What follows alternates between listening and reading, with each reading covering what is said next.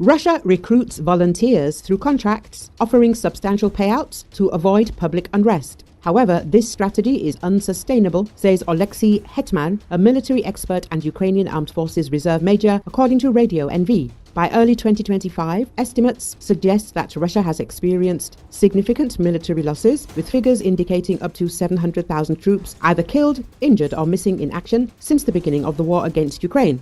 This casualty rate has led to acute recruitment challenges for the Kremlin. In response, Russia has resorted to utilizing draftees, prisoners, and even foreign recruits from countries like North Korea to maintain troop levels. Contracted recruits receive one-time payments. Large sums can motivate people to join, but resources are finite. If financial incentives need constant increases, fewer people are willing to sign up. There are practical limits to how much these payouts can be raised, Hetman explained. He noted that Russia primarily targets prisons and economically depressed regions for recruitment to keep mobilization and losses invisible in major cities. This approach isn't limitless either. Without significant aid from North Korea, they'll eventually need to recruit people from urban centers. When that happens, the losses and mobilization will become much more visible. If mass mobilization begins, the Russian population will feel its full impact, Hetman concluded. Earlier, British intelligence shared by the UK Ministry of Defence said that debt cancellations for Russian soldiers are likely to increase financial pressure on Russian banks next year. In late November, Russia passed a law enabling the cancellation of debts for soldiers who began service after the 1st of December 2024. This initiative covers loans up to approximately $94,400 and extends to soldiers' spouses as well.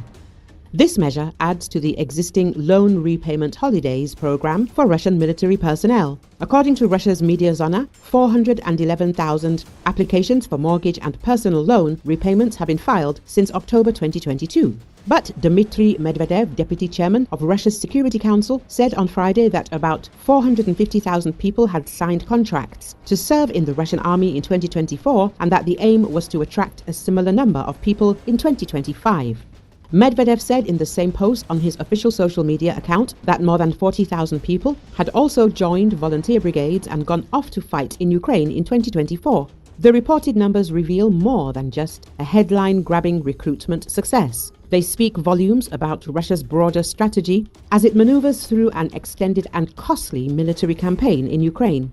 Maintaining an average enlistment rate of 1,000 personnel per day requires not only logistical efficiency, but also significant resources for training, equipping, and deploying such a force.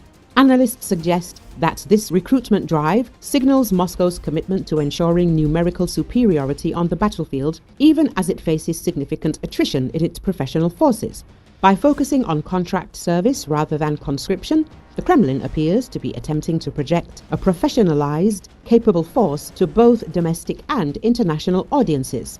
However, such an approach carries risks. The cost of recruiting, training, and sustaining these forces could place an increasing burden on the Russian economy, already strained by sanctions and the ongoing conflict.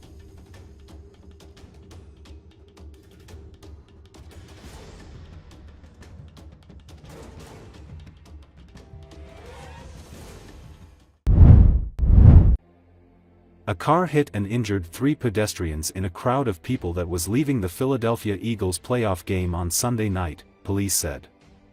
According to Associated Press, a driver is in custody and the collision did not immediately appear to be intentional, the Philadelphia Police Department said in a social media post.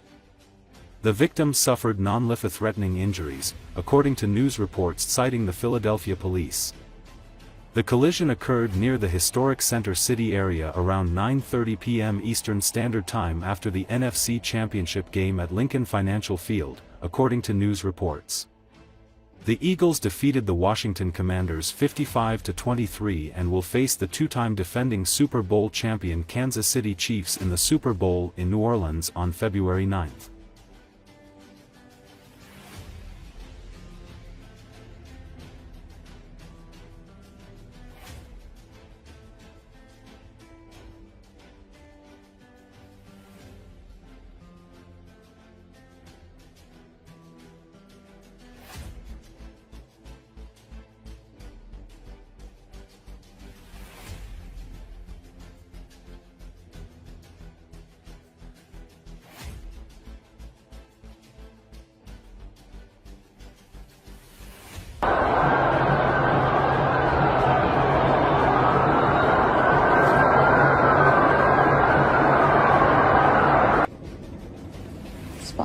Imagine getting hit by a car and you just hear a marching band.